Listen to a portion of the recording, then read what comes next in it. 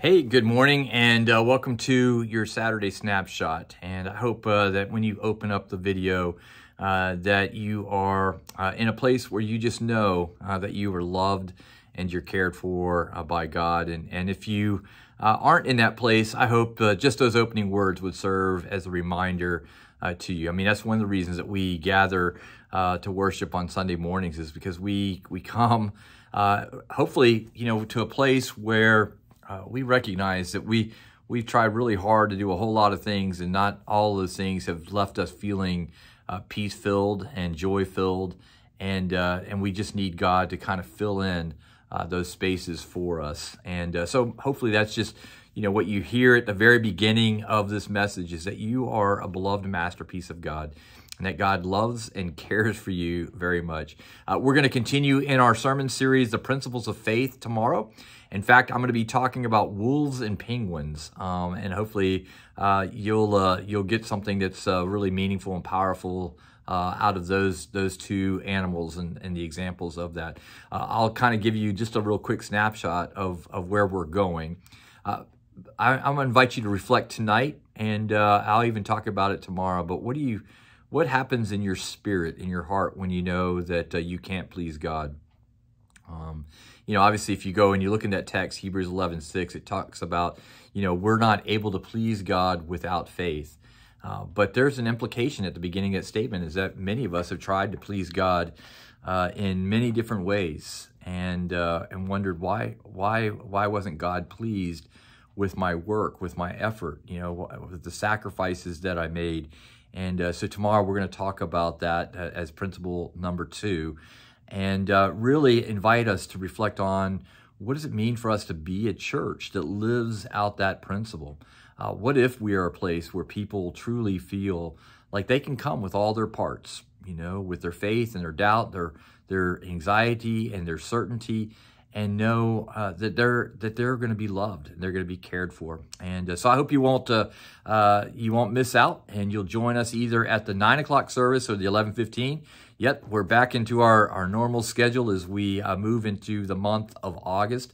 And speaking of that, the kiddos are back in school. And so we want to just continue being in prayer for our students, but also those teachers, those faculty members, those administrators, and those folks that really do a lot of important work behind the scenes and don't always get the credit and the recognition that they do, whether they're working in the kitchen, the custodial staff, the library, the clinic, the support staff, the administrative staff, all those folks.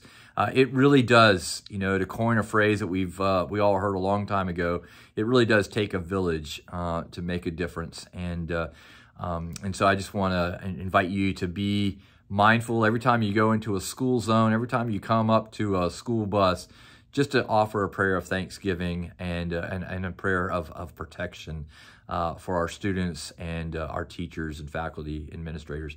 Hey, we started our Experiencing God class last Wednesday night, and we had a great turnout. Had about 10 folks, and one of the things I discovered as I was in that process, I was putting together the calendar for them, and did not realize that the month of August is going to be kind of a goofy month in the sense that we met for the first time last Wednesday.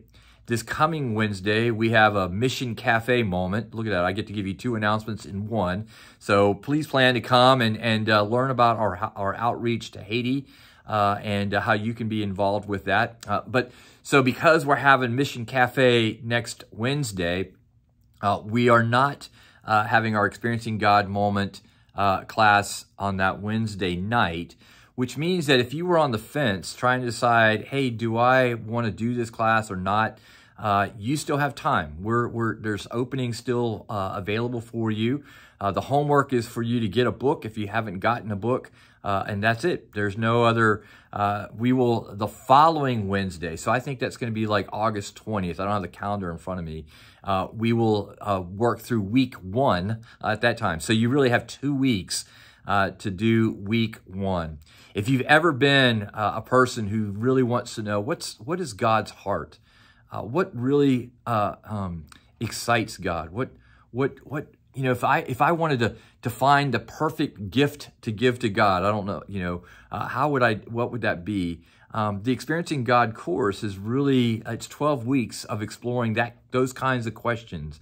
It really is exploring, what does it mean to hear from God and to see from God in order to do what God wants us to do. And one of the things that we'll discover in that process is it has more with being than doing. And so if you've ever been a person who has struggled with overdoing things and being overly committed to things, then you should want to check out the Experiencing God course. I'm going to tell you, it's also a great window, a great avenue just to discover my own heart and to discover how I think and feel and act. And so I would love to see more of you come and be a part of that class.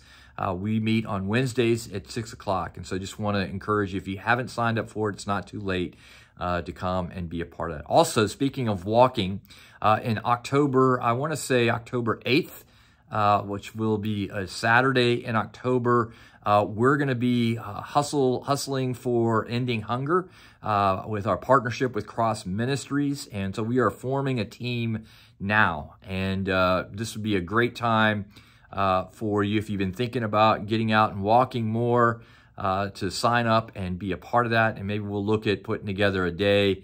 Maybe on a Saturday we get together and we train for the 5K. And if you're not planning on walking, that's fine. There are plenty of opportunities for you to participate in this 5K. And we would love for you to participate in that. For more information, look for Marcus. There should be a bulletin announcement as well for you to do that. Also, tomorrow, you're going to see a different insert, a QR scan code. And I know I'm trying to pull us into the 21st century, kicking and screaming, and I get it. Trust me, I get it. I love when technology works, but man, it just annoys me like crazy when it doesn't work the way that I anticipate. And prayer really is important, and I want it to be a really meaningful part of my own ministry here. And we've been trying to do this text in church prayer thing, and it hasn't quite worked the way that I had hoped and anticipated. And so there's another third-party application that we're gonna test tomorrow. And so what all it's gonna mean is you're gonna click a QR code and then ask you to put your prayer request in. And hopefully you will start to see me more engaged with you in that prayer. I pray through our list and things like that, but this allows myself and the staff, hopefully, to be even more engaged with that. And so I'm going to ask you tomorrow to test it out with me, and we'll see where that goes from there. I think those are most of the announcements I want to make for now. The biggest announcement I want you to know is you are loved. You are appreciated, you're valued, and that certainly is by God, but I also want you to know your pastor loves you and values you, and your pastor needs you. There's so much that I want for us as a church to do in our community, and there's so much that I want us to do for each other, and I can't do that without you. I need your help because there are times that I really feel like I'm wrestling with a spirit of complacency here, and I'm wrestling with a spirit of, we're just tired and we just can't do anymore. And those of you that are doing a ton already, please, I love you and I appreciate you and I value you. I'm not asking you to step up even more. And I know your ears will hear that because you come to me and you'll say, what more can I do? And I love that. I value that. But it also breaks my heart because I know that I know where your heart is at in that. But really, I'm really speaking to the ones who love coming to worship on Sunday, and they love hearing the music. They love interacting with folks. They tolerate the message, but then they go home and they go off into their different walks of life, and we want to be a part of that. We want to know your heart, and we want you to know our heart. And the best way to do that is to become engaged in what's happening in here at the church. And so we need you. We need you to do that. We need you to be prayerfully considering how to be a part of this community. All right, well, that got way deeper than I intended it to do. That's what happens when I decide not to use a script and just to talk to you for a few moments. I hope you're having a great day, and I look forward to being in worship with you tomorrow. Take care.